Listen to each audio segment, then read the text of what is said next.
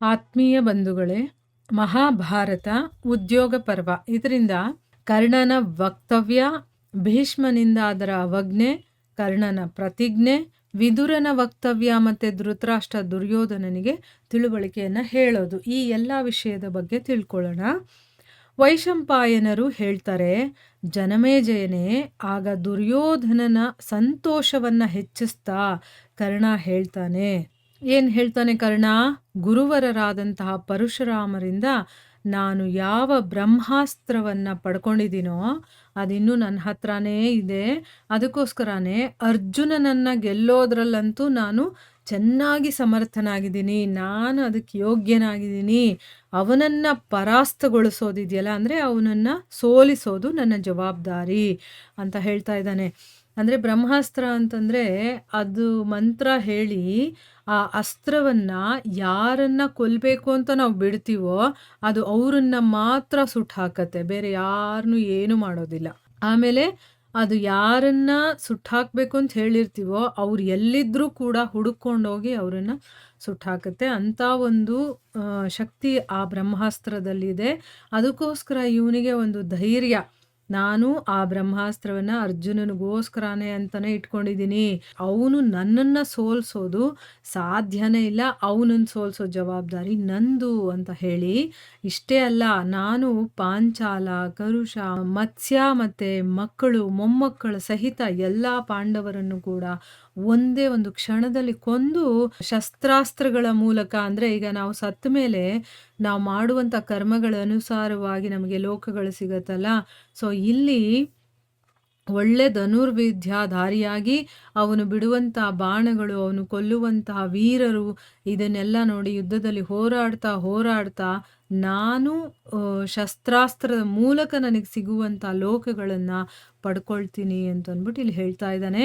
ಪಿತಾಮಹ ಭೀಷ್ಮ, ದ್ರೋಣಾಚಾರ್ಯ ಮತ್ತು ಇನ್ನೂ ಬೇರೆ ಎಲ್ಲ ರಾಜರು ಕೂಡ ನಿಮ್ಮ ಹತ್ರನೇ ಇರಲಿ. ಅಂದರೆ ಪಾಂಡವರ ಹತ್ರ ನನಗೆ ಬರೋದೇ ಬೇಕಾಗಿಲ್ಲ, ಇವರೆಲ್ಲ ನಿಮ್ಮ ಹತ್ರನೇ ಇಟ್ಕೊಳ್ಳಿ, ನಾನೊಬ್ಬನೇ ಸಾಕು. ಪಾಂಡವರನ್ನ, ಅವ್ರ ಮಕ್ಕಳು ಮೊಮ್ಮಕ್ಕಳು, ಪಾಂಚಾಲ ದೇಶದವರು, ಇವರನ್ನೆಲ್ಲರನ್ನ ನೋಡ್ಕೊಳ್ಳುವಂಥ ಜವಾಬ್ದಾರಿ ನಂದು, ನಾನು ಅವರನ್ನೆಲ್ಲ ಕೊಲ್ತೀನಿ ಅಂತಂದ್ಬಿಟ್ಟು ಇಲ್ಲಿ ಹೇಳ್ತಾ ಇದ್ದಾನೆ. ಪಾಂಡವರನ್ನಂತೂ ನನ್ನ ಪ್ರಧಾನ ಸೇನೆಯ ಸಹಿತ ಹೋಗಿ, ಅಂದರೆ ನನ್ನದೇ ಆದಂಥ ಒಂದು ಸೈನ್ಯ ಇದೆಯಲ್ಲ ಅದರ ಜೊತೆ ಹೋಗಿ ನಾನೇ ಕೊಲ್ತೀನಿ, ಈ ಕೆಲಸ ನನ್ನ ಜವಾಬ್ದಾರಿ ಅಂತಂದ್ಬಿಟ್ಟು ಹೇಳ್ತಾನೆ. ಯಾವಾಗ ಕರ್ಣ ಈ ರೀತಿ ಹೇಳ್ತಾ ಇದ್ನೋ ಆಗ ಭೀಷ್ಮರು ಹೇಳ್ತಾರೆ, ಕರ್ಣ, ನಿನ್ನ ಬುದ್ಧಿಯಂತೂ ಕಾಲಕ್ಕೆ ವಶವಾಗಿ ನಷ್ಟವಾಗಿ ಹೋಗಿದೆ, ನೀನು ವಟ ಅಂತ ಮಾತಾಡ್ತೀಯ ಅಷ್ಟೇನೆ. ನೆನಪಲ್ಲಿಟ್ಕೋ, ಈ ಕೌರವರ ಮೃತ್ಯು ಇದೆಯಲ್ಲ ಅದು ಮೊದಲು ನಿನ್ನಂತಹ ಪ್ರಧಾನ ವೀರರು ಎಲ್ಲ ಸತ್ತ ಮೇಲೇ ಆಗೋದು. ಅಂದರೆ ಮೊದಲು ನೀವೆಲ್ಲ ಸಾಯ್ತೀರಾ, ಆಮೇಲೆ ಕೌರವರ ಮೃತ್ಯು ಅನ್ನೋದು ಆಗೋದು. ಅದಕ್ಕೋಸ್ಕರನೇ ನೀನು ನಿನ್ನ ರಕ್ಷಣೆಯ ಪ್ರಬಂಧವನ್ನು ಸರಿಯಾಗಿ ಮಾಡ್ಕೋ, ಆಮೇಲೆ ನೀನು ದುರ್ಯೋಧನನನ್ನು ರಕ್ಷಣೆ ಮಾಡಿವಂತೆ. ಮೊದಲು ನೀವು ಸತ್ತ ಮೇಲೆ ಆಮೇಲೆ ದುರ್ಯೋಧನನವರೆಗೂ ಅಥವಾ ಕೌರವರವರೆಗೂ ಅವ್ರು ಬರೋದು ಅಂತಂದ್ಬಿಟ್ಟು ಹೇಳ್ತಾ ಇದ್ದಾರೆ. ಅಂದರೆ ಮೊದಲು ಪ್ರಧಾನ ವೀರರು ಇರ್ತಾರಲ್ಲ ಅವರನ್ನೆಲ್ಲ ಕೊಲ್ತಾ ಕೊನೆಯಲ್ಲಿ ಕೌರವರ ಹತ್ರಕ್ಕೆ ಅವ್ರು ಬರೋದು. ಅದಕ್ಕೋಸ್ಕರ ನಿನ್ನ ರಕ್ಷಣೆಯ ಪ್ರಬಂಧವನ್ನು ಫಸ್ಟ್ ಮಾಡ್ಕೋ. ಕಾಂಡವ ವನದ ದಹನ ಮಾಡುವಂಥ ಸಮಯದಲ್ಲಿ ಕೃಷ್ಣನ ಸಹಿತ ಅರ್ಜುನ ಎಂಥ ಕೆಲಸ ಮಾಡಿದ್ನೋ ಅದನ್ನು ಕೇಳಿನೇ ನಿನಗೆ ನಿನ್ನ ಬಂಧು ಬಾಂಧವರ ಸಹಿತ ಪ್ರಜ್ಞೆ ಅನ್ನೋದು ಬಂದುಬಿಡಬೇಕು. ಅಂದರೆ ಅವನು ಎಂಥ ಬಲಶಾಲಿ, ವೀರ, ಶೂರ ಅನ್ನೋದು ನಿನಗೆ ಗೊತ್ತಿರಬೇಕು. ಬಾಣಾಸುರ ಮತ್ತು ಭೌಮಾಸುರರ ವಧೆಯನ್ನು ಮಾಡಿರುವಂಥ ಶ್ರೀಕೃಷ್ಣನೇ ಅರ್ಜುನನ ರಕ್ಷಣೆಯನ್ನು ಮಾಡ್ತಾನೆ.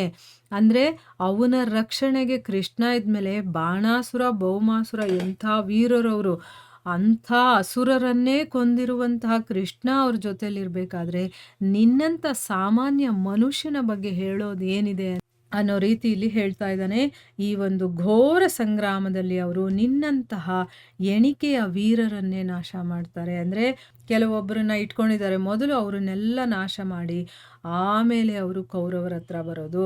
ಅಂದರೆ ಇಲ್ಲಿ ಅರ್ಜುನನನ್ನ ತಪ್ಪಾಗಿ ಅವನು ತಿಳ್ಕೊಳ್ತಾ ಇದ್ದಾನೆ, ಅವನೇನು ಅಂತ ಬಲಶಾಲಿ ಅಲ್ಲ, ನಾನೇ ವೀರ ಅವನಿಗಿಂತ ಅಂತಂದ್ಬಿಟ್ಟು. ಸೊ ಅದಕ್ಕೆ ಭೀಷ್ಮರು ಹೇಳ್ತಾರೆ, ಅವನು ಸಾಮಾನ್ಯ ಮನುಷ್ಯ ಅಲ್ಲಪ್ಪ, ಅವನು ವೀರ ಶೂರ, ಅವನು ಎಂತೆಂಥ ಕೆಲಸಗಳನ್ನು ಮಾಡಿದ್ದಾನೆ ಅಂತ ನಾವು ನೋಡಿದ್ದೀವಿ. ಅಷ್ಟೇ ಅಲ್ಲದೆ ಅವನ ಜೊತೆ ಯಾರಿದ್ದಾನೆ? ಕೃಷ್ಣ ಸ್ವಯಂ ಇದ್ದಾನೆ. ಅವನು ಸಾಮಾನ್ಯದವನಲ್ಲ ಅವನು. ಬಾಣಾಸುರ, ಭೌಮಾಸುರ ಇಂಥವ್ರನ್ನೆಲ್ಲ ಕೊಂದಿರುವಂಥವನು ಅಂತ ಅಂದ್ಬಿಟ್ಟು ಇಲ್ಲಿ ಹೇಳ್ತಾ ಇದ್ದಾರೆ. ಅಂದ್ರೆ ಕರ್ಣನ ಮಾತು ಕೇಳಿ ಭೀಷ್ಮರಿಗೆ ತಡ್ಕೊಳ್ಳೋದಕ್ಕಾಗ್ಲಿಲ್ಲ. ದುರ್ಯೋಧನನನ್ನ ಇನ್ನೂ ಹುರಿದುಂಬಿಸ್ತಾನೆ ಇವನು ಯುದ್ಧ ಮಾಡೋದಕ್ಕೆ. ಆದ್ರೆ ಯುದ್ಧ ಆದ್ರೆ ಏನೆಲ್ಲ ಆಗುತ್ತೆ ಅನ್ನೋದು ನಮಗ್ ಗೊತ್ತಾಗ್ತಾ ಇದೆ. ಯಾಕಂದ್ರೆ ಭಗವಂತ ಯಾರು ಅನ್ನೋದು ಭೀಷ್ಮರಿಗೆ ಗೊತ್ತಿದೆ.